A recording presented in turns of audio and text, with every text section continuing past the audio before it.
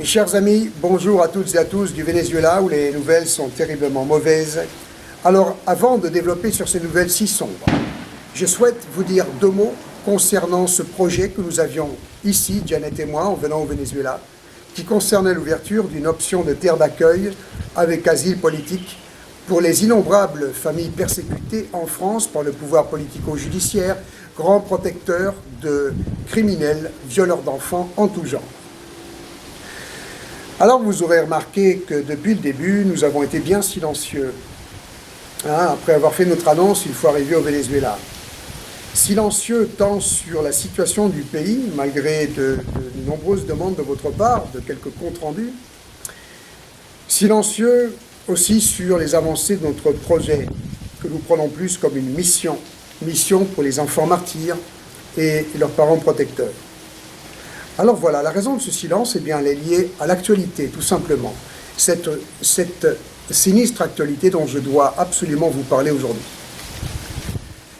Il faut savoir que depuis le début que nous sommes arrivés ici, les autorités avec lesquelles nous avons pris attache, essentiellement dans le domaine militaire, nous mettent en garde contre la très forte probabilité que suite à l'écrasante victoire de Nicolás Maduro aux élections présidentielles du 20 mai 2018, eh bien, les États-Unis entreprennent une invasion militaire du pays.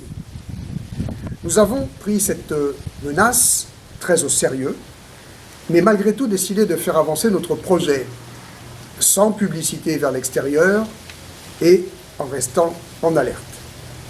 Alors, ça n'était donc pas tant de ce que tant de personnes appellent par des informations la crise qui nous maintenait circonspects et silencieux, ni même une prétendue instabilité politique du pays, au contraire très stable à ce niveau-là, depuis que Nicolás Maduro a repris les rênes du pouvoir derrière le commandant suprême Hugo Chávez. Non, le problème n'est pas là. Le problème, il est que cette terre promise, cette terre d'accueil sur laquelle nous pouvions rêver d'entreprendre tant de choses pour un monde meilleur, et donc en premier lieu de mettre en sécurité des familles françaises persécutées par le pouvoir luciférien qui occupe la France, eh bien cette terre promise menace depuis le début de notre aventure de se transformer d'un jour à l'autre en champ de bataille. Et hélas, nous sommes à deux doigts que cela se produise.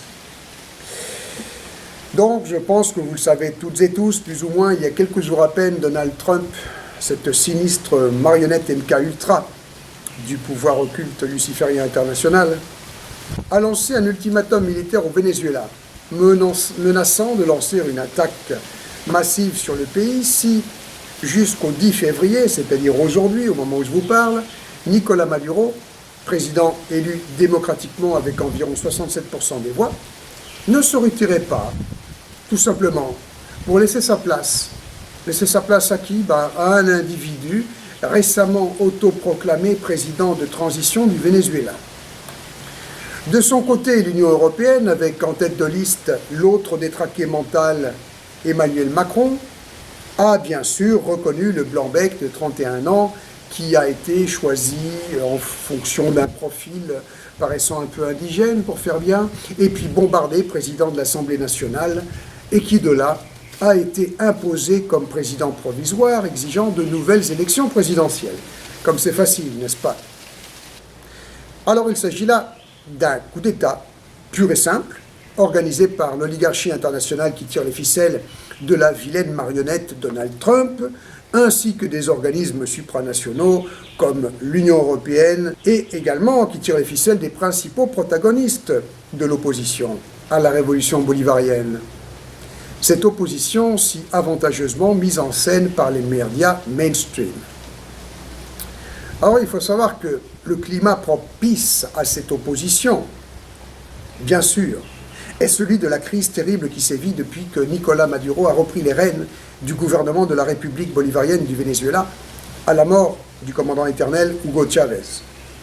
En effet, il faut rappeler que Hugo Chávez, avec sa révolution bolivarienne, a entrepris de sortir son pays de la dépendance de l'oligarchie internationale, ce que tout le monde ne perçoit pas ici.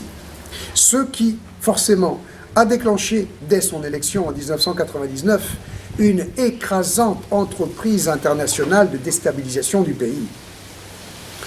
Alors, les trois volets principaux de cette offensive de déstabilisation sont, dont les effets finissent par provoquer une crise terrible au Venezuela, évidemment, sont économiques, psychologiques et médiatiques. Hein, les trois principaux volets de cette offensive de déstabilisation.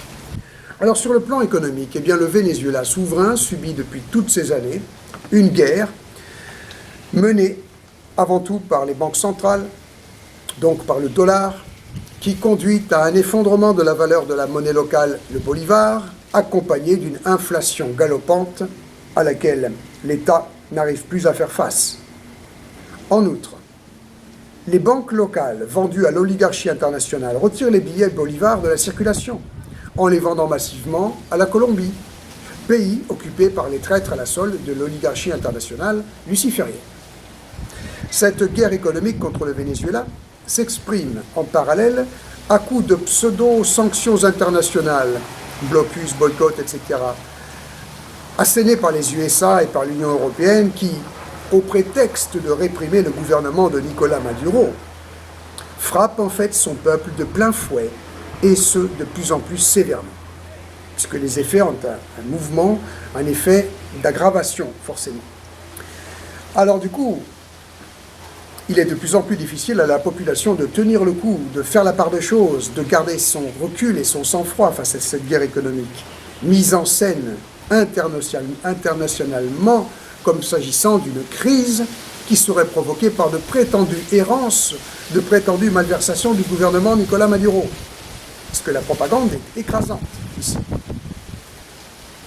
Arrêt sur image. Nous reconnaissons le canevas habituel du pouvoir occulte planétaire qui consiste à provoquer, avec tous ses moyens écrasants, un chaos, comme cette prétendue crise économique, pour ensuite prétendre venir apporter la solution.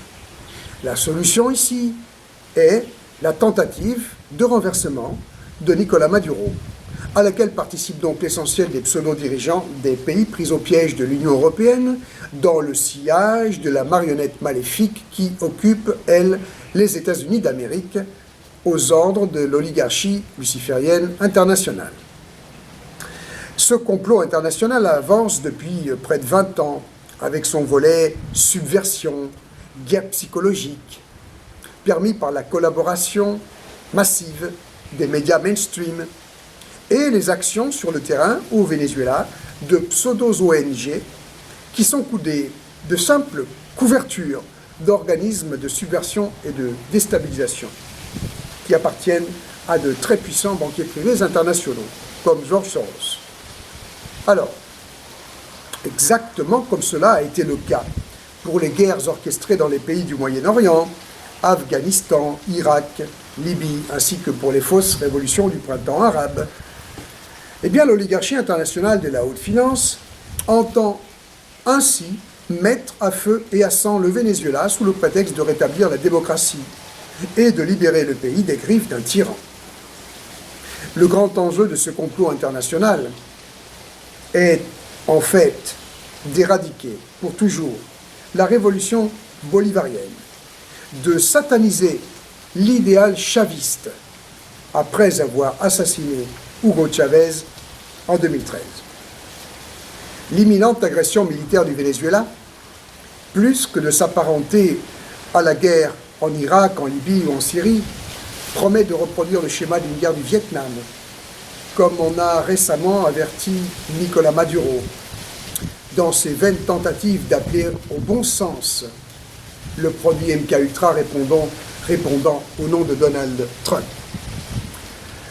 Alors en effet, comme je l'ai observé par moi-même, et je peux l'observer ici aujourd'hui, une impressionnante force de résistance populaire attend l'ennemi de pied ferme, aux côtés de la force armée nationale bolivarienne, avec une milice citoyenne de quelques 700 000 miliciens, actuellement en plein entraînement dans tout le pays. Ceci, l'idée que le Venezuela se transforme en un Vietnam bis est absolument insupportable.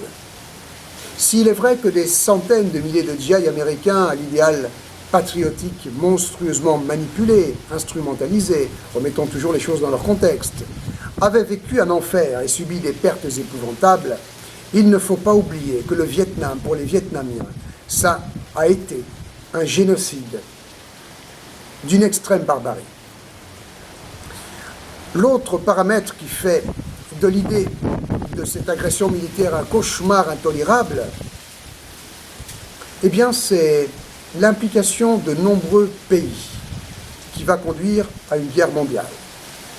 Alors, du côté de l'agresseur, aux côtés des forces armées nord-américaines, instrumentalisées donc par le malade mental Donald Trump, s'aligne le Brésil, avec une des armées les plus puissantes au monde, et également la Colombie, dont le pays, vu sa position géostratégique, le pays en lui-même, est déjà largement utilisé pour des incursions ennemies au Venezuela.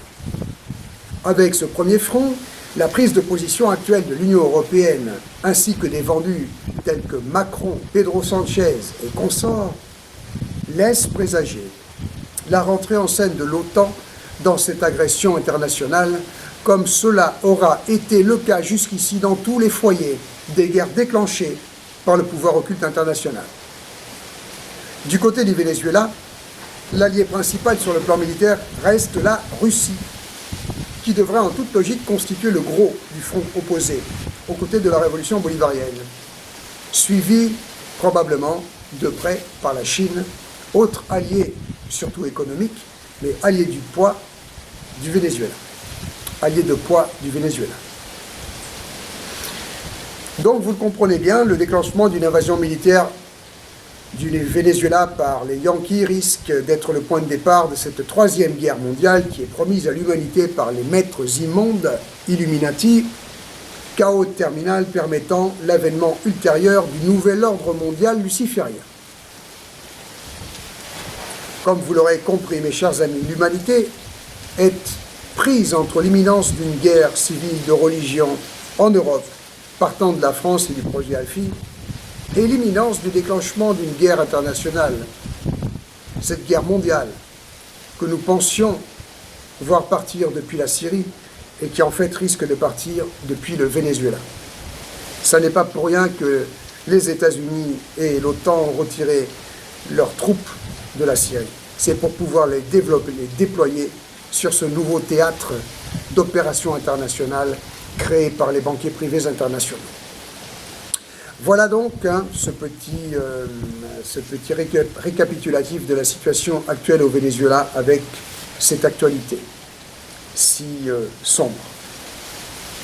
Alors dernièrement, pour revenir à ce que j'essayais de faire, j'annonçais que je faisais tout mon possible pour rentrer en France et tenter d'organiser un soulèvement de l'armée française contre Macron, sans trop savoir comment j'allais procéder.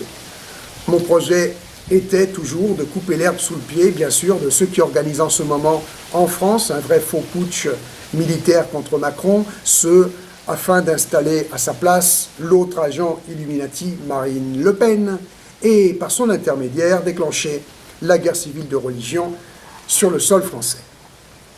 Seulement voilà, je me suis heurté à deux problèmes majeurs.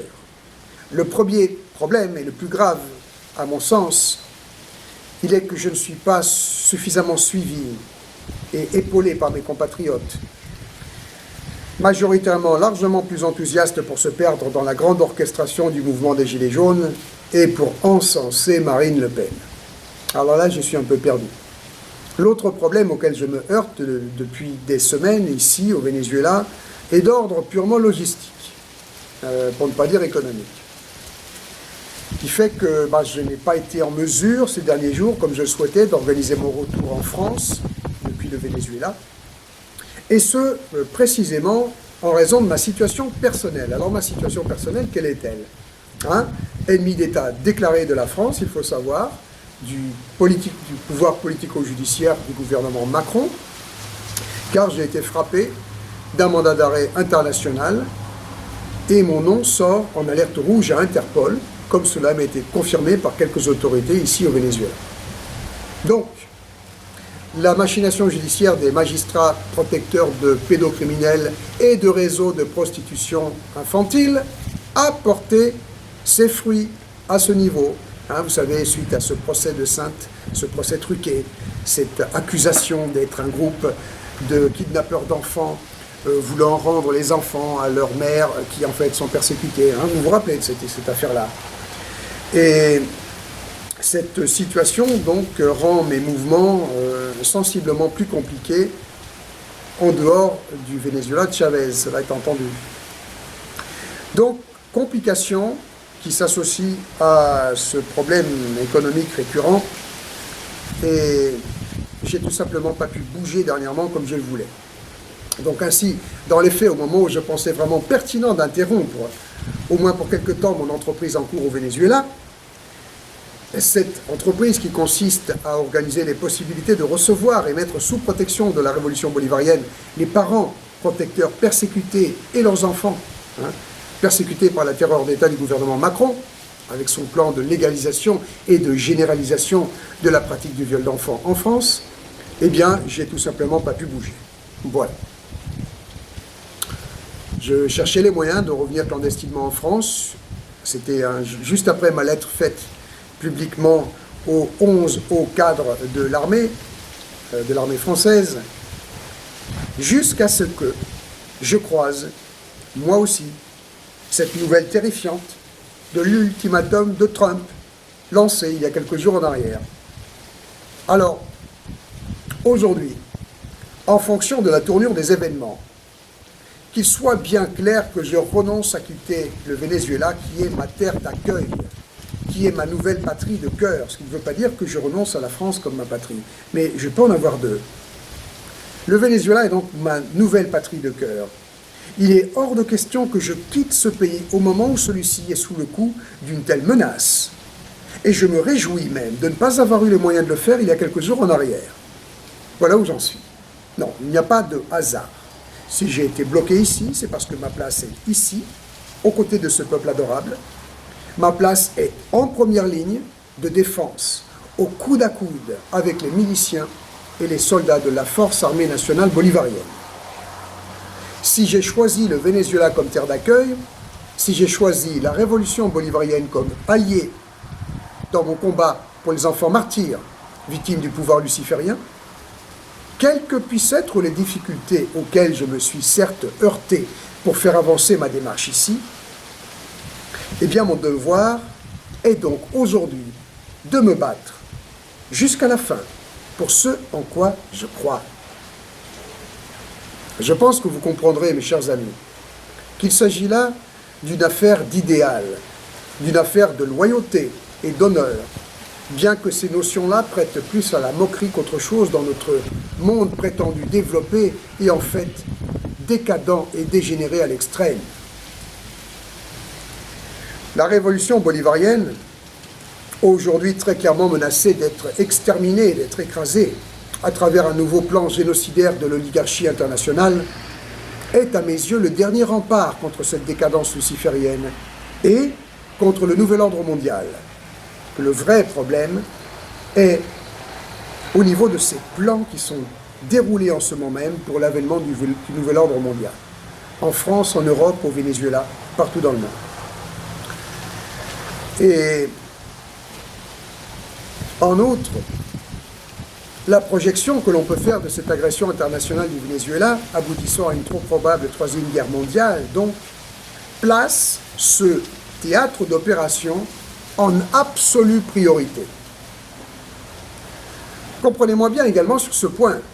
En France, il s'agit pour moi de créer une force de résistance à l'occupant, Macron et surtout le pouvoir occulte qui le fait gigoter de façon si grotesque, hein, qui tire les ficelles derrière le grand cirque. Eh bien, cette résistance qu'il s'agit de créer, il faut le faire dans une configuration de zombification et de léthargie générale très avancée en France, de la majorité de la population. Ce n'est pas une mince affaire. Et pour le moment, pardon de me répéter, mais mes efforts pour créer cette force de résistance restent vains. Mes appels restent quasiment sans écho. mis à part des avalanches de commentaires, certes certains très encourageants, et d'autres très nombreux, haineux et insultants. Bon, avec ça, on n'est pas très avancé au niveau de la résistance. Ah oui, il y a les gilets jaunes, et vous savez ce que j'en pense.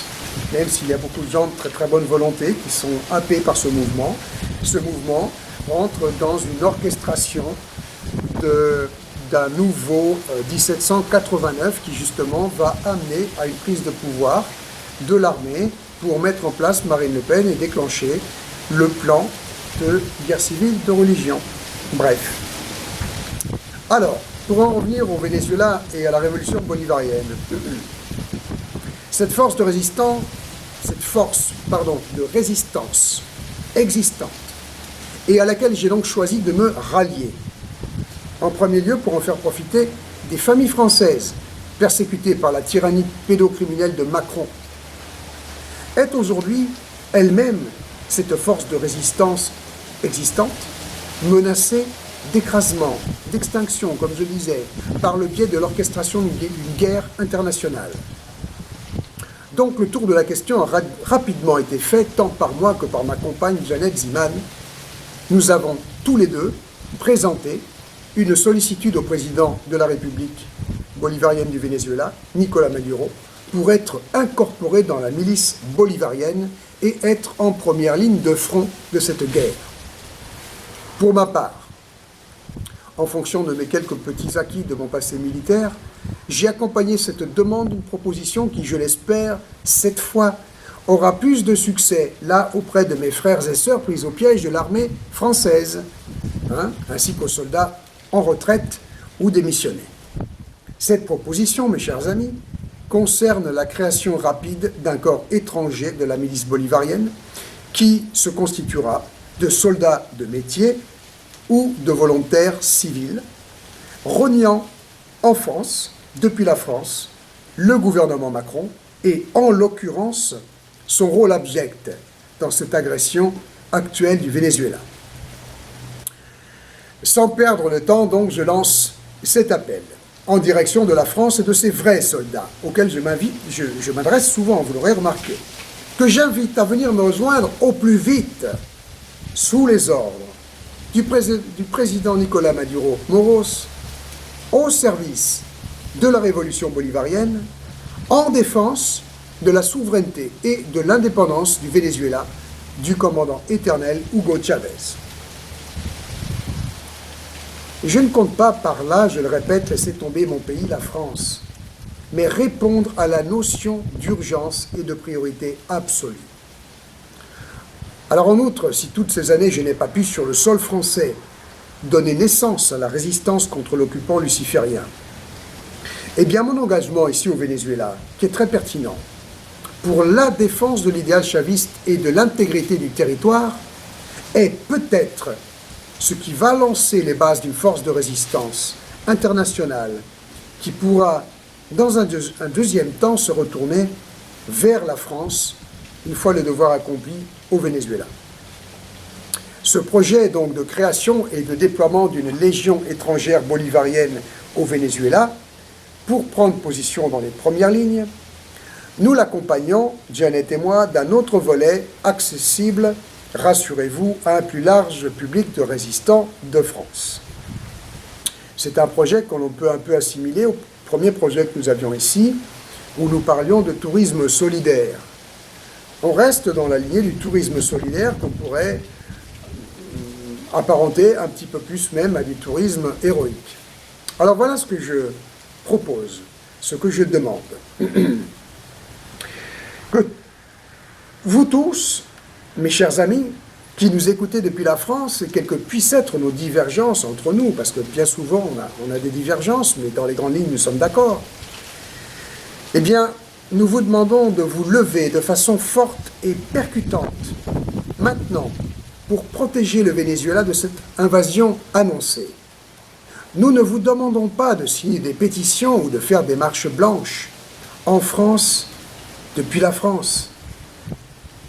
Il faut que les personnes de conscience s'extirpent de ces clichés de contestation qui ne dérangent personne et surtout pas les maîtres immondes.